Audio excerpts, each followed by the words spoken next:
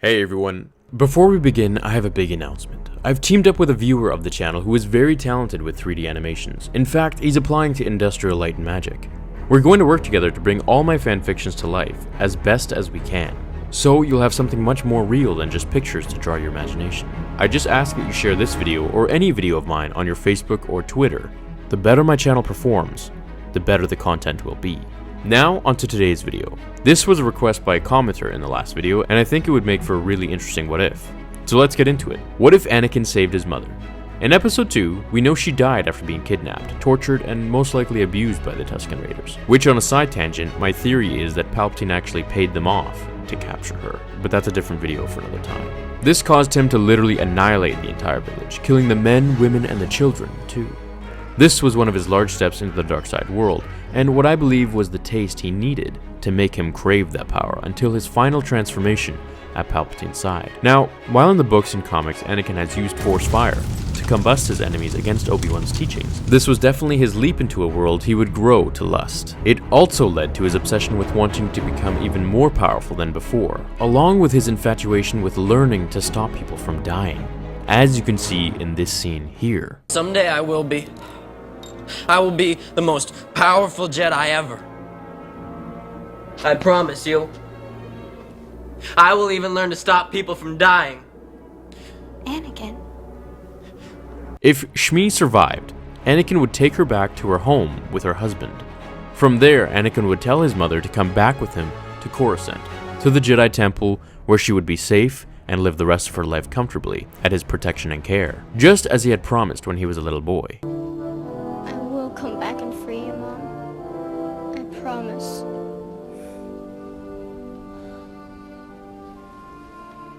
Now on Coruscant, Anakin would be able to be much more calm, happy, and wouldn't have as big of a complex regarding saving the ones he loved from dying, leading to his manic obsessions to save Padme from his dream of her passing away through childbirth, which inevitably was what changed the entire fate of the galaxy. Now, don't get me wrong, the dream would still drive him mad. However, the reason he was so obsessed with it, to the point of attempting to kill the entire Jedi race through Order 66, was because he had already failed to save his mother, and his ego couldn't bear to lose the only other person he loved, driving him to do whatever it takes to save her. When Palpatine would tell him during the opera scene that he knew of a way to stop others from dying, he would be as intrigued as he was before.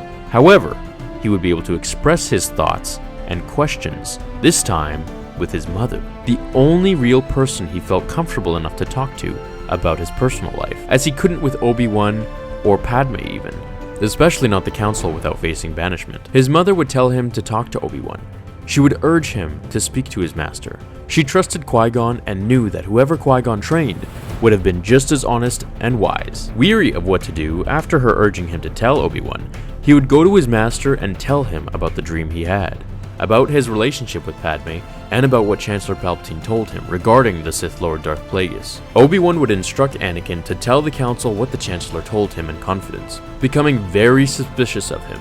Due to his loyalty and care for his Padawan, he would not tell the Council of his relationship with Padme, not until they had dealt with the Chancellor first. The Council would move to the same decision they had in Episode 3, however, now much more aware of his knowledge of the dark side. Regarding saving Padme from dying, Obi-Wan would send Anakin to the lowest floor of the Jedi Archives, where only select masters were permitted to go. From there, he would study the ancient Jedi Sith scrolls, holocrons, and lore that had been collected over the years, searching for the holocron of the immortal Sith god Undidu. If he couldn't find what he was looking for, then he would travel to the same place Yoda and Qui-Gon had visited before, to see the Shaman of the Wills, to learn of this new ability.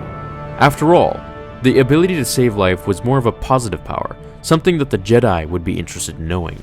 Anakin would continue to spy on Palpatine for the Council in the meantime, and upon him finally learning of his true identity, he would report him to Mace Windu as he did before, and this time he would stay put as Mace Windu had instructed, since he had no need for the Emperor now. Mace and Palpatine would fight as they had, however Sidious would hope for Anakin to come, and would purposefully lose as he did. When he could feel that Anakin would not be coming to his supposed rescue, he would unleash a flurry of Force lightning on Mace, only to have it return back onto him, resulting in Mace finally killing Palpatine and ending him for good. Order 66 would not take place, and the Jedi would still live to promote peace and justice throughout the galaxy. This would incredibly accelerate Snoke's rise, as he had no reason to stay hidden anymore, rising from the shadows to place his command on the fate of the galaxy. I'm not sure what would happen from here, as we don't have enough information on Snoke, but I'd like to know what your ideas are. Thank you so much for watching this episode. I hope you all had a fantastic day or night, my friends. I wish you well, and I'll see you all at the same time, same place, in tomorrow's episode of Star Wars Theory. And remember, The Force will be with you, always.